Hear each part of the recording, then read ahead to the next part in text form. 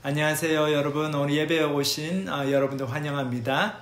오늘 이제 예배 시작하는 시간에 저희들이 잠깐 잠언 말씀 또 함께 생각해 보는 시간을 가지겠습니다. 네, 잠언 7장 1절에서 5절 되겠습니다. 내 아들아, 내 말을 지키며 내 계명을 간직하라. 내 계명을 지켜 살며 내 법을 내 눈동자처럼 지키라. 이것을 내 손가락에 매며 이것을 내 마음에 새기라.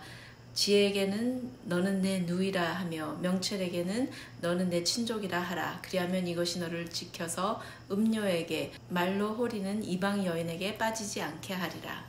여기 좀 슬라이드가 멀어가지고 읽기가 힘들죠.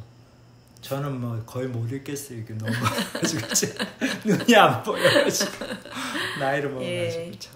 저희가 내일이면 저희 딸 막내딸 지은이가 대학에 가게 됩니다. 그래서 내일 대학교 기숙사에다 이렇게 데려다 주려고 지금 미시간에 와 있는데요. 미시간 아나버에 와가지고 여기서 우리 아나버에서 인터내셔널 학생들 사회가는 우리 리더 형제 집에 와가지고 또 지금 이 녹화를 하고 있습니다. 근데 참 지은이를 기숙사에 떨쳐놓고 이제 떠난다라고 생각하니까 섭섭하죠. 섭섭하고 참 눈물도 나고 눈물은 안 나는데 날 것 같아요, 내일이면.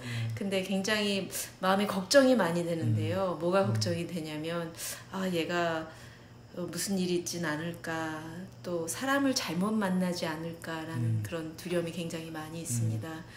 또 어린 여자아이 대학생이 또 혼자 있으려면 기숙사 생활하고 그러면은 또 마음도 여리고 또 누구를 의지하고 싶고 그렇게 해서 또 다른 잘못 좀 늑대 같은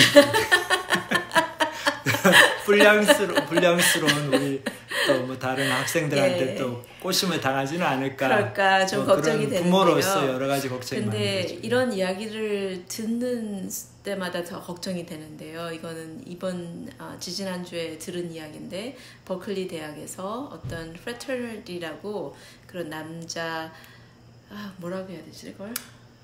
그냥 남자 학생들이 같이 모여 사는 그 클럽 같은 거죠. 클럽 같은데 거기다 커다란 배너를 만들었다고 해요. 그래서 플랜카드를 걸어놓고 당신들의 어린 딸들 여기다 다 드랍하세요. 떨쳐놓고 가세요라고 잘해주겠습니다. 그렇게 이상한 굉장히 좀 안 좋은 거죠. 안 좋은 좀 상식에 맞지 않는 그런 문구를 그렇게 플랜카드로 만들어서 놓고 이게 뭐 이 학교뿐만 아니고 여러 학교들에서 그런 일이 있습니다. 또 저희 딸의 친구가 어떤 다른 텍사스에 있는 대학을 가게 됐는데 성교육을 시킨다고 하면서 다 콘돔을 나눠줬다고 하더라고요. 그래서 그런 성생활 이런 것들이 혼전성이 너무나도 어떻게 표현해야 되나? 그러니까 뭐 혼전 순결 같은 우리가 기독교적인 가치관으로 하나님의 말씀에 따라서 중요하게 생각해야 될 가치들을 이렇게 함부로 훼손하고 그리고 그거를 굉장히 조롱하고 그런 아주 잘못된 그런 대학 문화가 많이 만연해 있죠. 그래서 참 그런 부모로서 많이 걱정 근심이 되는데요. 여러분들도 많이 경험하셨으리라고 생각합니다. 근데 또 한편으로 생각해 보면은요, 하나님께서 저희들을 보실 때 저희를 어린 자녀들로 생각하시고 이 세상을 살아가는 걸 보면서 다른 길로 가지는 않을까, 잘못된 길에 들어설지는 않을까, 또 잘못된 사람을 만나서 또 꼬임에 넘어가지 않을까, 그런 노심초사하는 그런 마음이 하나님 마음에 있지 않나 생각해 봅니다. 여기 보면은 내 아들아, 내 말을 지키며 내 계명을 간직하라. 내 계명을 지켜 살며 내 법을 내 눈동자처럼 지키라. 영적으로 보면 이게 하나님께서 우리들한테 다 하시는 말씀이죠. 그래서 정말 하나님의 마음을 더 이해하고 이게 그냥 이래라 저래라 라고 말씀하시는 게 아니라 굉장히 하나님 마음이 실린 그런 말씀들이다라고 생각하는 게 참 저희들에게 도움이 되는 것 같습니다. 대학에 들어와서 우리 지은이가 이제 신입생으로서 맞닥뜨려야 될 여러 가지 도전과 또 유혹 그런 위험들 속에서 정말 하나님께서 저희 딸을 보시면서 그래도 말씀으로 인도해 가시고 경고도 주시고 보호해 주시고 하듯이 저희의 삶도 마찬가지로 하루하루가 사실 이 세상에 살면서 사탄의 유혹과 또 여러 가지 근심 걱정이 많고 저희의 마음을 빼앗는 많은 것들 있죠. 저희를 하여금 영적인 간음을 하게 만드는 많은 그런 유혹과 시험들이 속에서 저희들이 살기 때문에 이게 꼭 대학 신입생들을 위해서 부모들이 하는 걱정만이 아니고 하나님께서 우리 한 사람 한 사람의 그 영적인 생활을 보시면서 하시는 염려, 그래서 저희들에게 경고를 주시는 그런 말씀이다. 저희들 그걸 생각하면 하루하루를 참 조심스럽게 살아야 될 것 같습니다. 그래서 오늘 이제 잠언 시간 여기서 마치고 이제 오늘 이제 김영재 형제님이 오래간만에 보스턴으로 저희 교회 그 대학생 사역 개척하러 가서 굉장히 바빴는데 그래서 이번 주에 또 말씀을 전하겠습니다. 너무 오래간만에 다시 이제 설교를 하러 나오는데 너무 감사하고 우리 김영재 형제님 사도행전 2장 말씀을 듣고 근데 그 듣기 전에 우리 찬양 한 곡 같이 듣고 부르고 우리 영재 형님 말씀 듣도록 하겠습니다. 감사합니다. 감사합니다.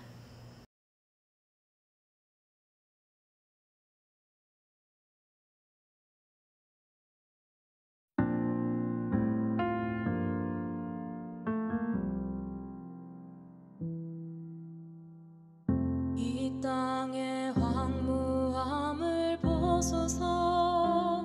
하늘의 하나님 긍휼을 베푸시는 주여, 우리의 죄악 용서하소서. 이 땅 고쳐 주소서. 이제 우리 모두 하나 되어 이 땅에 무너진 기초를 다시 쌓을 때 우리의 우상들을 태우실 성령의 불 임하소서. 부흥의 불길 타오르게 하소서. 진리의 말씀 이 땅 새롭게 하소서. 은혜의 강물 흐르게 하소서. 성령의 바람 이제 불어와. 오 주의 영광 가득한 새날 주소서. 오 주님 나라 이 땅에 임하소서. 오 주의 영광 가득한 새날 주소서. 오 주님 나라 이 땅에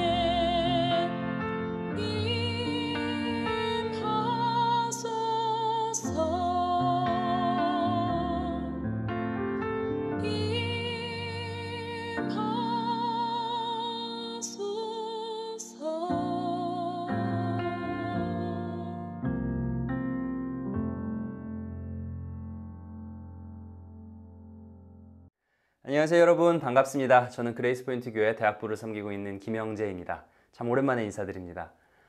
저는 올 여름 7월 초에 대학생 캠퍼스 사역을 시작하러 저희 보스턴 지방으로 이사를 오게 되었습니다. 전에 살던 곳은 캘리포니아 버클리, 그러니까 미국 가장 서부 지방이었는데 보스턴은 매사추세츠주에 있는 미국 거의 동쪽 끝에 있는 도시입니다. 그래서 이제 지난 한 10년 동안 정이 많이 든 버클리가 되게 그립기도 하지만 또 하나님께서 이 새로운 도시에서 어떤 사역의 문을 열어주실지 기대가 많이 됩니다. 김철현 전도사님께서 저희 출애굽기 공부로 지난 몇 달간 수고해 주셨고 또 저번 주에는 저희가 신약성경으로 넘어와서 사도행전 1장을 통해 말씀 전해 주셨습니다. 오늘은 사도행전 2장 공부 계속해 나가겠습니다. 그런데 오늘 말씀 내용을 위해서는 저희가 특별히 이 사도행전 초반부 이 시대의 시대적 배경을 복습하는 게 좋겠습니다. 그러니까 어느 때든지 그 시대적 배경이라는 게 참 중요하죠. 그래서 지금 이 사도행전 1, 2장 이때는 어떠한 시기인가? 지금 이 시기는 하나님의 구원 계획에 있어서 굉장히 중요한 시기입니다. 저희가 창세기로 좀 되돌아가서 최초의 인간이 죄를 짓고 타락한 이후에 곧바로 하나님은 인간 구원 계획에 착수하셨죠. 그리고 쭉 이스라엘 백성을 통해서 그리고 또 선지자를 통해서 그 이야기를 쭉 끌고 오셨어요. 근데 그리고 그 클라이맥스가 지금 방금 일어났어요. 복음서 마지막 부분에 예수님을 통해서. 그죠? 하나님이 인간이 되셔서 또 십자가에 달려 돌아가심으로 우리의 죄 문제를 해결하셨죠. 이게 클라이맥스였고 또 이제 부활하심으로 인해 우리에게 영생을 허락하셨는데 그러면 이제 지금부터가 어떻게 보면 새로운 시작이죠. 이 예수님의 복음이 전 세계로 전파되어져 나가야 합니다. 그런데 이 복음이 전파된다는 것이 되게 만만한 일이 아닙니다. 왜냐하면 첫째로 그 예수님을 따르는 사람이라고 해봐야 별 볼 일 없는 제자 12명 정도 포함해서 한 120명의 사람들밖에 안 됩니다. 그리고 이제 둘째로 예수님이 승천해버리셨어요. 그죠? 리더가 사라져버렸단 말이죠.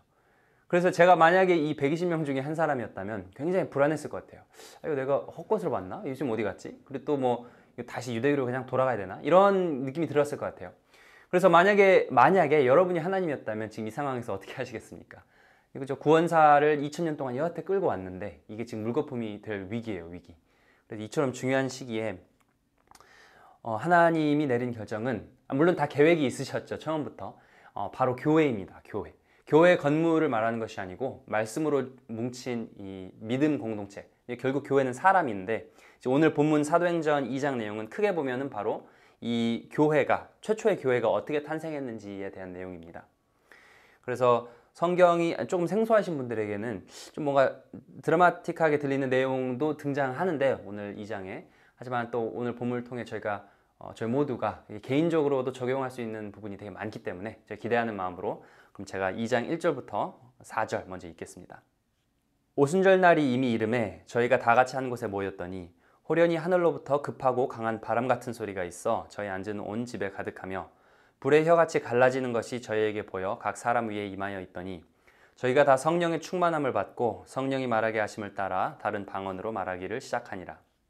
그래서 좀 생소한 사건이 먼저 벌어집니다. 초대 교인들이 마가의 다락방에 모여서 열심히 기도를 하고 있었습니다. 왜 기도를 하고 있었는가? 왜냐하면 전장에서 예수님께서 이러한 약속을 하셨었죠. 사도행전 1장 사도와 함께 모이사 그들에게 분부하여 이르시되 예루살렘을 떠나지 말고 내게서 들은 바 아버지께서 약속하신 것을 기다리라. 요한은 물로 세례를 베풀었으나 너희는 몇 날이 못되어 성령으로 세례를 받으리라 하셨느니라. 이제 물로 세례를 받는 것은 좀 뭔가 익숙한데 성령으로 세례를 받는다? 이게 뭔 말인가? 아마 그 당시 사람들도 처음에는 좀 많이 생소했을 것입니다. 정확히 뭔지는 모르겠지만 어쨌든 예수님께서 약속은 하셨어요. 너희가 성령으로 세례를 받을 것이라고. 그래서 이제 모두가 한 곳에 모여 기도를 하는데 갑자기 이 세 가지 기적이 일어나죠. 호련히 하늘로부터 급하고 강한 바람 같은 소리가 들리고 또 불의 혀같이 갈라지는 것이 각 사람 머리 위에 임하고 또 성령님이 말하게 하심을 따라 다른 방언으로 말하기 시작합니다. 그래서 이 사건이 일어나자 말하자면 기적인데 이 제자들이 아마 곧바로 알아차렸을 것입니다. 이 예수님께서 약속하신 성령님이구나. 성령님이 드디어 오셨구나. 그럼 이제 여기서 잠깐 우리가 살펴봐야 될 것은 그 예수님께서 지상사역을 다 마치시고 승천하시기 전에 마태복음 가장 마지막 장에 실렸던 그 아주 중요한 말씀이 있는데 오늘 본문과 아주 밀접한 관련이 있기 때문에 제가 잠깐 읽겠습니다. 마태복음 28장입니다. 예수께서 나와 말씀하여 이르시되 하늘과 땅의 모든 권세를 내게 주셨으니 그러므로 너희는 가서 모든 민족을 제자로 삼아 아버지와 아들과 성령의 이름으로 세를 베풀고 내가 너희에게 분부한 모든 것을 가르쳐 지키게 하라. 볼지어다 내가 세상 끝날까지 너희와 항상 함께 있으리라 하시니라. 흥미롭죠? 예수님께서 내가 세상 끝날까지 너희와 항상 함께 있으리라 하셔놓고 이렇게 약속을 하시고 사도행전 1장 지난주 말씀 때 그냥 승천해버리셨어요. 가버리셨단 말이죠. 예수님이 이제 거짓말 하신 건가?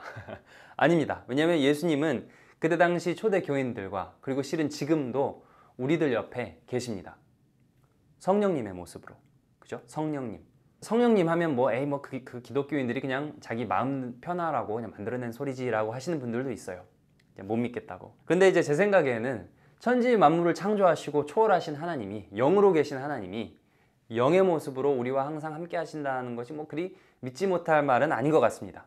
그래서 이 본문의 핵심은 이건 것 같습니다. 하나님께서 성령님을 통해 초기 교인들과 임재하신다는 것을 확실하게 보여주셨다.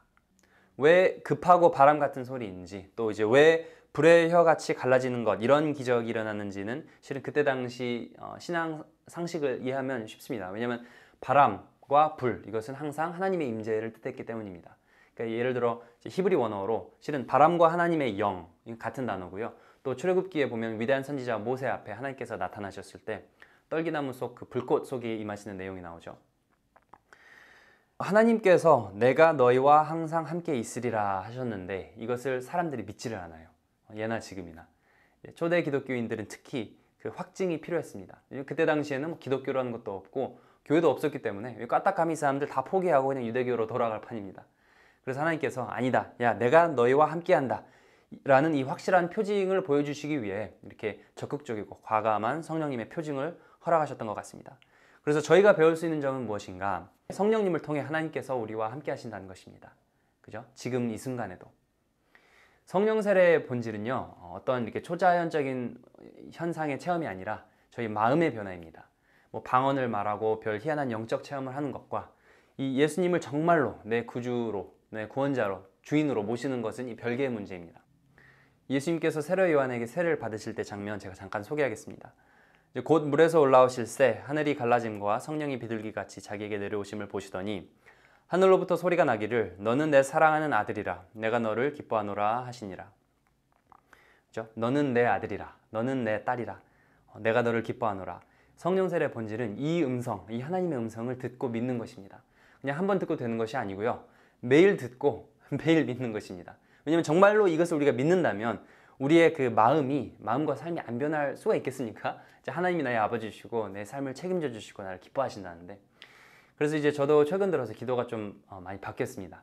성령님의 임재를 사모하는 기도를 많이 합니다. 성령님, 지금 나와 함께 하신다는 것을 제가 믿습니다. 하나님, 나를 기뻐하신다는 것을 내가 믿습니다. 오늘도 저와 동행해 주세요.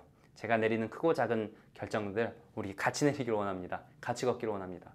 그리고 정말로 제가 하나님의 뜻대로 살기 원하니까 제발 좀 도와주세요. 저는 이러한 삶이 어떻게 보면 성령이 충만한 삶이라고 생각합니다. 하나님과 동행하는 삶. 네, 그래서 이제 5절부터 계속 읽겠습니다. 그때의 경건한 유대인이 천하 각국으로부터 와서 예루살렘에 우거하더니 이 소리가 나매 큰 무리가 모여 각각 자기의 방언으로 제자들의 말하는 것을 듣고 소동하여 다 놀라 기이 여겨 이르되 보라, 이 말하는 사람이 다 갈릴리 사람이 아니냐? 우리가 우리 각 사람의 난 곳 방언으로 듣게 되는 것이 어찌미뇨? 우리는 바데인과 메데인과 엘림인과 또 메소포다미아, 유대와 가바도기아, 본도와 아시아, 부르기아와 밤빌리아, 애굽과 및 구레네에 가까운 리비아 여러 지방에 사는 사람들과 로마로부터 온 나그네 곧 유대인과 유대교에 들어온 사람들과 그레데인과 아라비아인들이라. 우리가 다 우리의 각 방언으로 하나님의 큰 일을 말함을 듣는도다 하고 다 놀라며 의혹하여 서로 가로되 이 어찐 일이냐 하며 또 어떤 이들은 조롱하여 가로되 저희가 새 술이 취하였다 하더라. 이제 성령님이 임하셨던 세 번째 징표는 바로 이들이 방언으로 말하기 시작했다는 것입니다. 그리고 그것을 본 주위 사람들이 이걸 참 이상하게 여기고 또 더러는 술에 취하였다고 조롱하는 장면이죠. 근데 뭔가 좀 특이합니다, 이 장면이. 왜냐면 이 제자들이 요즘 기독교인들이 흔히 생각하는 뭐 그냥 알아들 수 없는 천국의 막 신비한 언어 이런 방언이 아니라 유대인들 입장에서 보면은 외국어, 그러니까 그때 당시 여러 나라에서 실제로 사용되고 있던 이 외국어로 말을 하게 된 것 같습니다. 이제 그런 기적이 일어나는데, 그러니까 어쨌든 핵심은 여러 곳에서 온 모든 사람들이 자신의 언어로 다 알아들을 수 있었다는 사실입니다. 그러면 하나님께서 왜 이러한 어떻게 보면 특이한 방법으로 성령님의 임재를 확인시켜 주신 걸까요? 이제 아까 말씀드린 대로 지금 이 교회가 막 태어나려는 시기이기 때문에 아마 그에 알맞은 실용적인 이유와 상징적인 이유가 있을 것이라고 생각합니다. 실용적인 이유로는 지금 때가 마침 오순절이기 때문에 방방곡곡에 흩어진 여러 언어권의 사람들이 지금 현재 예루살렘에 이렇게 모여있는 상태입니다. 그러면 이제 이 절기가 끝나면 다 각자 자기 사는 곳으로 돌아갈 사람들이기 때문에 하루빨리 한 사람에게라도 더 이러한 기적으로 하나님의 일을 전파할 필요가 있었겠고요. 또 이제 상징적인 이유로는 신학자들이 오순절 사건을 창세기에 나오는 바벨탑 사건, 이 사건을 반전시키는 사건으로 보고 있습니다. 창세기 11장에 나오는 이야기인데 제가 먼저 읽겠습니다. 온 땅의 언어가 하나요 말이 하나였더라. 이에 그들이 동방으로 옮기다가 시날 평지를 만나 거기 거류하며 서로 말하되 자 벽돌을 만들어 견고히 굽자 하고 이에 벽돌로 돌을 대신하며 역청으로 진흙을 대신하고 또 말하되 자 성읍과 탑을 건설하여 그 탑 꼭대기를 하늘에 닿게 하여 우리 이름을 내고 온 지면에 흩어짐을 면하자 하였더니 여호와께서 사람들이 건설하는 그 성읍과 탑을 보려고 내려오셨더라. 여호와께서 이르시되 이 무리가 한 족속이요 언어도 하나이므로 이같이 시작하였으니 이후로는 그 하고자 하는 일을 막을 수 없으리로다. 자 우리가 내려가서 거기서 그들의 언어를 혼잡하게 하여 그들이 서로 알아듣지 못하게 하자 하시고 여호와께서 거기서 그들을 온 지면에 흩으셨으므로 그들이 그 도시를 건설하기를 그쳤더라. 그러므로 그 이름을 바벨이라 하니 이는 여호와께서 거기서 온 땅의 언어를 혼잡하게 하셨음이니라. 여호와께서 거기서 그들을 온 지면에 흩으셨더라. 창세기 보면 노아의 홍수를 겪은 인류가 하나님께 돌아서지 않고요. 제 힘으로 좀 교만한 마음에 야 우리가 탑을 쌓자. 그래서 우리 이름을 내자. 그래서 흩어짐을 면하자라고 이렇게 고집을 부리는 장면입니다. 그러자 하나님께서 그들의 언어를 다양하게 하셔서 이렇게 흩뿌리십니다. 좀 되게 아이러니하죠. 흩뿌림을 면하자 해서 모였는데 언어가 달라져서 흩뿌려집니다. 그래서 이제 언어가 갈라지니까 문화가 갈라지고 이제 이 나라 간에 막 전쟁과 분쟁이 일어나게 됩니다. 그런데 이 예수님 이후의 믿음 공동체는 이렇게 갈라져서는 안 된다는 것이 오늘 본문의 상징적인 교훈인 것 같습니다. 이 예수님의 복음은 유대인만을 위한 것이 아니라 온 세상 모든 사람들에게 전파되어져야 한다. 그러니까 그들과 우리를 갈라놓는 것이 아니라 소통과 화합을 가능케 하는 것이 이 성령님의 역사하심을 통해서는 가능하다. 우리가 배울 수 있는 교훈이죠. 화합을 가능하게 하는 복음의 능력. 이렇게 생각해 보면 저는 이것을 매일 경험한 것 같습니다. 왜냐하면 아까 말씀드린 대로 저는 제 이제 와이프랑 지난 7월 초에 보스턴으로 이사를 오게 되었는데 저희만 온 게 아니고요. 저희 팀원들 한 80명 정도가 다 같이 왔습니다. 이제 모든 대학교에 우리가 복음을 전파하고 하나님의 교회를 세우자라는 큰 꿈을 가지고 이제 같이 왔는데 그 중에 이제 화면에 보이는 이 친구들이 바로 저희 소그룹 팀원들인데 이제 여러 팀으로 나뉘어 있거든요. 저희는 보스턴 북쪽에 위치한 조그만한 사립대학교, 터프트 대학교 담당입니다. 이제 보시다시피 저희 팀원들 좀 나이도 제각각이고 다 달라요. 이제 막 대학교 졸업한 친구들도 있고 저희 팀 리더 부부 가정 같은 경우는 이제 두 분이 이제 막 30대 중반이시고 또 아이다 하나 있고 그리고 뭐 인종도 다르고 다 달라요. 막 한국인도 있고 중국인도 있고 나이지리아 친구도 있고 뭐 독일, 중국 혼혈인 친구도 있고 출신 지역, 직업도 다 다릅니다. 되게 각양각색인데 그런데 저희가 공통적인 것이 하나 있습니다. 바로 예수님의 복음을 믿는다는 것. 예수님이 생명이고 예수님이야말로 정말 길이요 진리요 생명이라는 이 확신이 일단 서고 나면요. 저희끼리 뭐 성격 조금 다른 거, 학벌 조금 다른 거, 뭐 누가 돈 많고 적고 이런 거 상관이 없어지더라고요. 그냥 매일 같이 모여서 기도하고 밥 먹고 성경 공부하고 또 이제 사역 플랜도 짜고 이러한 삶을 삽니다. 일이 많아요. 그런데 즐겁습니다. 같이. 왜냐하면 저희가 복음의 힘으로 이렇게 하나 되었기 때문에. 그래서 저도 보면 가끔씩 놀랍니다. 야, 내가 정말 복음이 아니면 너랑은 어울릴 우리 성격 이게 안 맞는데 정말 복음 덕분에 우리가 이렇게 같이 열심히 일하고 동역하고 있구나. 이제 복음을 믿는 사람들 간에는 이러한 장벽이 없어야겠습니다.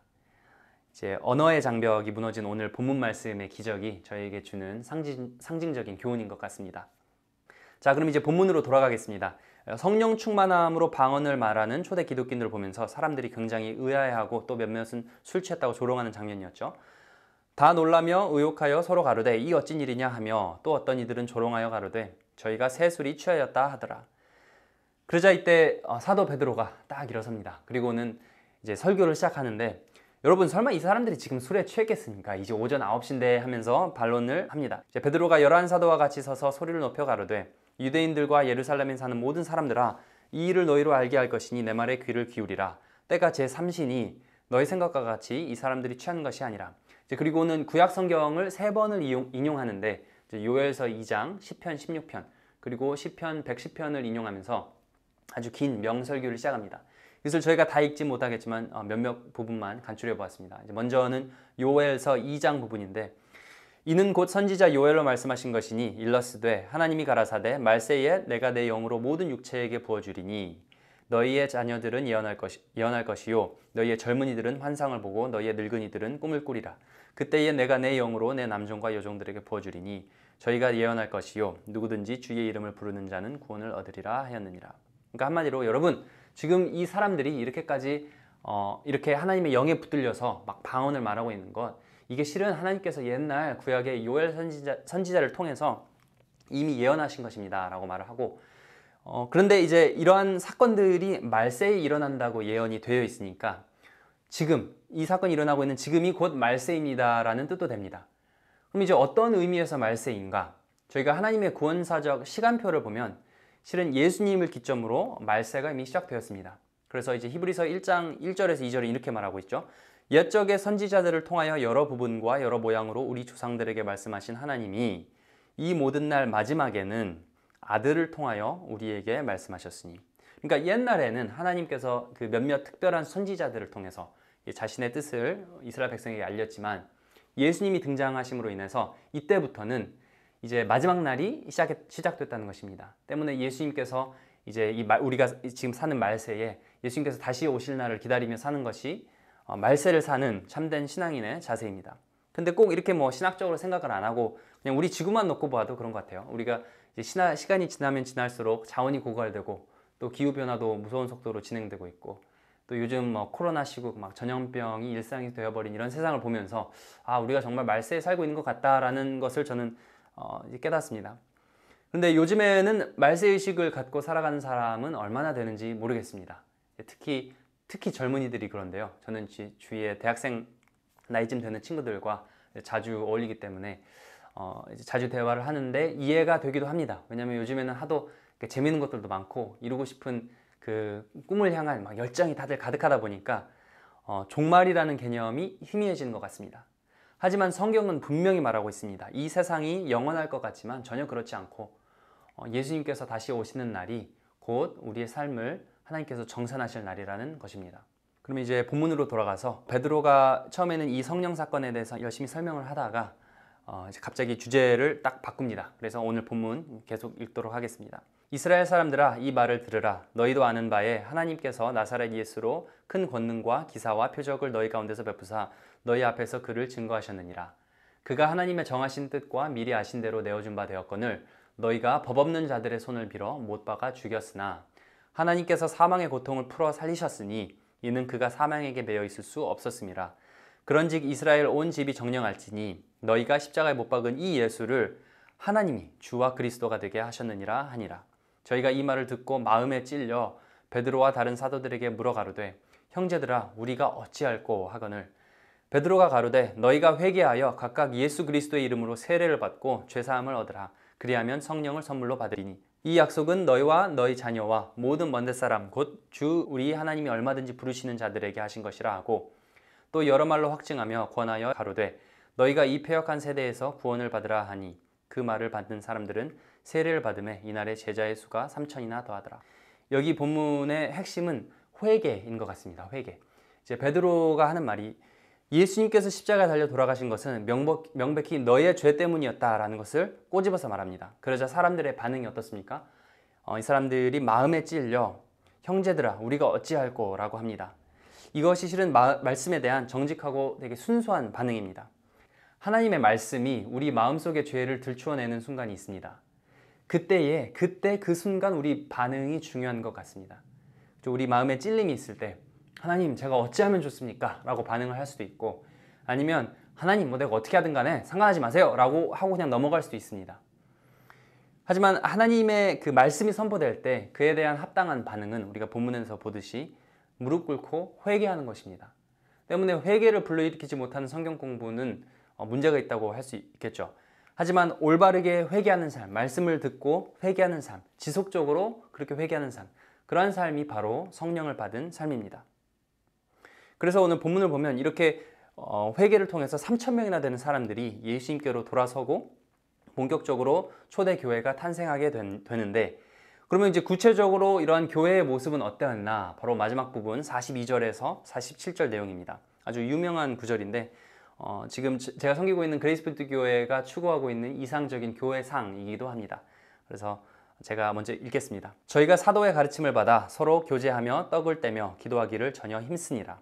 사람마다 두려워하는데 사도들로 인하여 기사와 표적이 많이 나타나니 믿는 사람이 다 함께 있어 모든 물건을 서로 통용하고 또 재산과 소유를 팔아 각 사람의 필요를 따라 나눠주고 날마다 마음을 같이하여 성전에 모이기를 힘쓰고 집에서 떡을 떼며 기쁨과 순전한 마음으로 음식을 먹고 하나님을 찬미하며 또 온 백성에게 칭송을 받으니 주께서 구원받는 사람을 날마다 더하게 하시니라. 여기서 이제 몇 가지만 소개하고 오늘 말씀 마치도록 하겠습니다. 먼저 42절이었죠. 저희가 사도의 가르침을 받아. 여기서 사도의 가르침은 하나님 말씀 가르침인데, 첫째는 이 교회가 말씀 중심의 공동체였다는 사실입니다. 우리 모두의 삶에는 실은 그 변치 않는 뭔가가 있어야 합니다.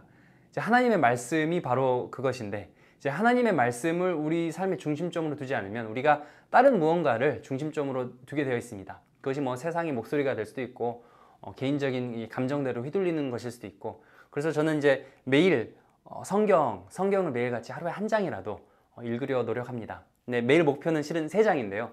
잠언서 1장, 구약 성경 1장, 그리고 신약 성경 1장입니다. 결국은 하나님의 말씀입니다. 결국은 저희 이 온라인 예배도 실은 하나님 말씀 아니면 우리가 이렇게 모일 이유가 없지 않습니까? 그래서 말씀 공부가 끊이지 않는 저희 온라인 예배 가족 여러분 되었으면 하는 바람입니다. 둘째로 44절에서 45절, 믿는 사람이 다 함께 있어 모든 물건을 서로 통용하고 또 재산과 소유를 팔아 각 사람의 필요를 따라 나누어 주고. 둘째는 이 교회가 나누는 공동체였다는 사실입니다. 이제 모든 것을 서로 통용하고 재산과 소유를 판다니까 공산주의처럼 들리기도 하는데, 이제 물론 공산국가에도 나눔이 있죠. 그리고 또 교회 내에도 나눔이 있어요. 하지만 모두가 나누도록 막 강제하는 것이 이 공산국가고, 모두가 자발적으로 우리가 나누려 하는 곳이 바로 교회입니다. 실은 그게 가장 아름다운 교회의 모습이기도 합니다. 왜냐하면 예수님께서 우리에게 먼저 자신의 희생을 통해 영생을 나누어 주셨기 때문에 우리도 남들에게 관대하게 베풀고 나눌 줄 아는 그런 삶을 살아야겠습니다. 자, 그럼 세 번째로 47절입니다. 하나님을 찬미하며 또 온 백성에게 칭송을 받으니 주께서 구원받는 사람을 날마다 더하게 하시니라. 그래서 셋째는 하나님에게 영광이 되는 공동체였다는 사실입니다. 그래서 바깥 사람들이 교회 사람들을 보고 야, 저 사람 예수 믿으니까 사람이 저렇게 바뀌었네? 나도 한번 예수 믿어볼까? 이런 반응이 나와야 하는데, 이게 아니라 야, 저 사람은 하나님 믿는다 해놓고 똑같네, 아니면 믿는 사람이 더하네, 이러한 말을 듣는다면 우리가 본인에게도 부끄럽고 또 하나님 이름에도 먹칠하게 되는 것이겠죠. 그래서 그 예수 안 믿는 사람들은 성경은 안 읽지만 우리 크리스찬들을 읽는다고 하지 않습니까? 그래서 우리 주위 사람들은 나의 삶을 보고 나를 읽고 무슨 말을 할까? 하나님을 칭송하는 그런 말을 할까? 아니면 그렇지 않은 말을 할까? 우리가 이것을 생각해 보면 저희에게도 충고의 말씀이 되는 것 같습니다. 자, 그러면 저희가 이렇게 사도행전 2장 처음부터 끝부분까지 공부하면서 되게 여러 내용을 다뤘습니다. 이제 크게는 성령님을 통해서 우리와 함께 하시는 하나님, 그리고 또 교회의 모습, 저희 온라인 예배 가족 여러분 모두가 오늘 한 주간도 성령님을 통해서 우리와 함께 하시는 하나님을 경험하는, 또 기도로, 회개로 하나님을 경험하는 그런 한 주간이 되시길 바랍니다. 그러면 저희 기도로 오늘 시간 마치도록 하겠습니다.